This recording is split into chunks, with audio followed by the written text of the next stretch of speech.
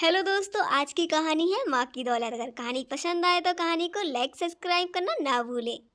एक गांव में श्याम नाम का एक गृहस्थ परिवार रहता था। उसकी पत्नी का नाम था गंगा। उनके दो बेटे और दो बेटियां थीं। एक छोटा सुखी परिवार था। श्याम ने अपना सब पैसा उसके बेटे और बेटियों की शादी और उनके अच्छे घर बनवाने में खर्च कर दिया। श्याम के बेटे बहुएं बहुत स्वार्थी थे। माँ बाप ने इतना सब किया था, फिर भी श्याम को अपने बेटे और बहुओं के रहमो करम पर जीना पड़ रहा था। उन दोनों बेटों और बहुओं से बहुत ज़्यादा हीनता का, अपमान का बर्ताव मिलता था।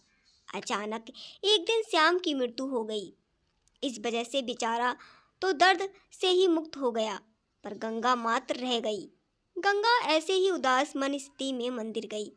वहाँ उसे उसकी बचपन की सहेली शांता मिली। उसे देखकर उसे अच्छा लगा। गंगा उदास देखकर शांता ने गंगा की उदासी का कारण पूछा। गंगा ने अपने जीवन के सभी विवरण दुख बताया। वही सुनकर शांता उसे गुप्त रूप से कुछ कहा।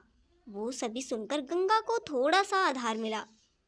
दूसरे दिन जिस प्रकार शांता के बताए अनुसार शांता एक बैग लेकर गंगा के पास गई और वो जैसे पहली बार मिल रही हो ऐसा बर्ताव किया। शांता ने गंगा को गले लगाया लिया।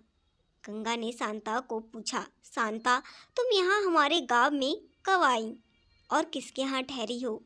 गंगा के दोनों बहू की गंगा की आवाज़ सुनकर तुरंत अंदर से बाहर आई। उन दोनों को देखकर शांता बोली, अरे मैं दूसरे घर पर कहाँ रहूँ? हम दोनों मौसेरी बहनें हैं, तो सगी बहनों से भी ज़्यादा हमारा रिश्ता अटूट है। मुझे जीजा जी की गुजर जाने पर मालूम पड़ा, इसलिए मैं तुमसे मिलने के लिए आई और भेंट करने के लिए आई हूँ।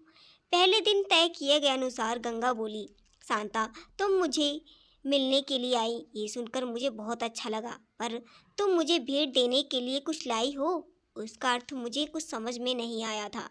गंगा शांता जानबूझकर रोने का सुर निकालकर बोली, अरे गंगा, मुझे पता है कि आप दोनों ने तुम्हारा सभी पैसा बेटे की पढ़ाई और शादी और उनके अच्छा घर बनवाने के लिए खर्च कर डाले। आप दोनों ने खुद के लिए कुछ भी नहीं रखा।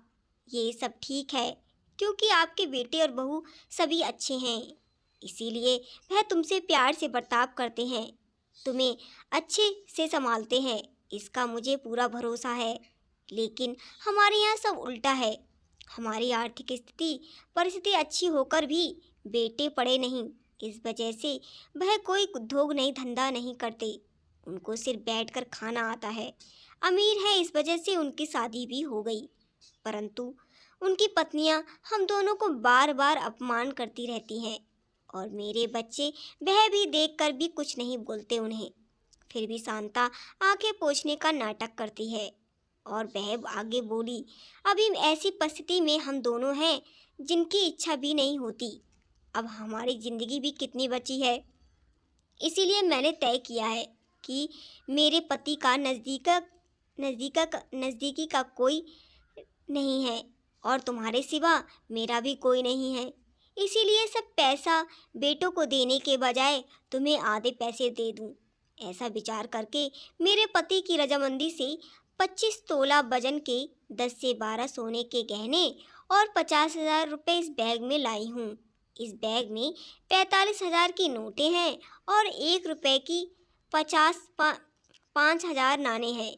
अभी कुछ भी ना करते हुए हमारा प्यार समझकर ये बैग और उसकी चाबी लो।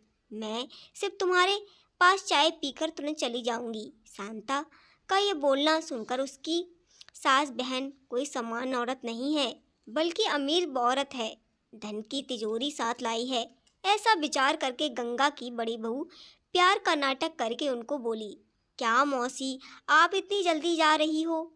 अभी आए हो तो हमारे घर में 2-4 दिन आपके बेटे और बहू भी नई पीढ़ी के हैं, इस वजह से आप उनकी तरफ ध्यान मत दीजिए। आप दोनों पति पत्नी ने आपका जीवन यशस्वी किया है, वैसे भी हमें भी इस बारे में मार्गदर्शन दिया तो अच्छा होगा और कैसे जीवन जीना है हमें भी समझ आ जाएगा। अभी शांता उसे बोली, मेरे पति के दोस्त आज प्लेन से रात 12 बजे हमारे घर आने वाले हैं, इस वजह से मुझे जाना होगा। हर एक मनुष्य की ज़िंदगी में ऐसा प्रसंग ही आता है जिसकी वजह से उसकी आंखें खुलती हैं और मनुष्य समझदार हो जाता है, उसे मार्ग दिखता है। ऐसा बोलकर शांता चाय पीकर वहाँ से चली गई।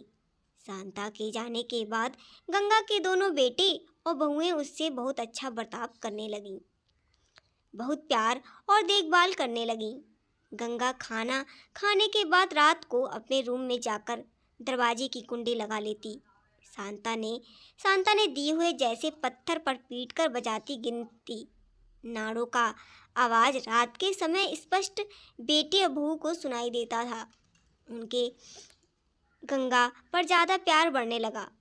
ऐसा 5 महीने तक चलता रहा, लेकिन पैसे गिनने का काम मात्र ख़त्म नहीं हो रहा था और ये सिलसिला गंगा अपने मरने तक चालू रखा।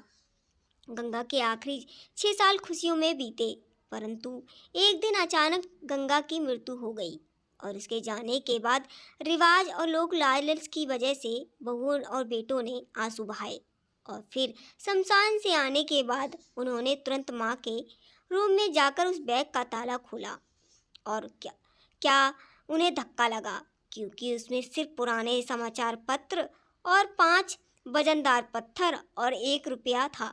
वो रुपया भी पत्थर पर पीटने पर पूरा का पूरा खराब हो गया। दोस्तों, अगर कहानी पसंद आई हो तो कहानी को लाइक सब्सक्राइब करना ना भूलें। हम आप तक ऐसी मनोरंजक कहानी पहुंचाते रहेंगे। धन्यवाद।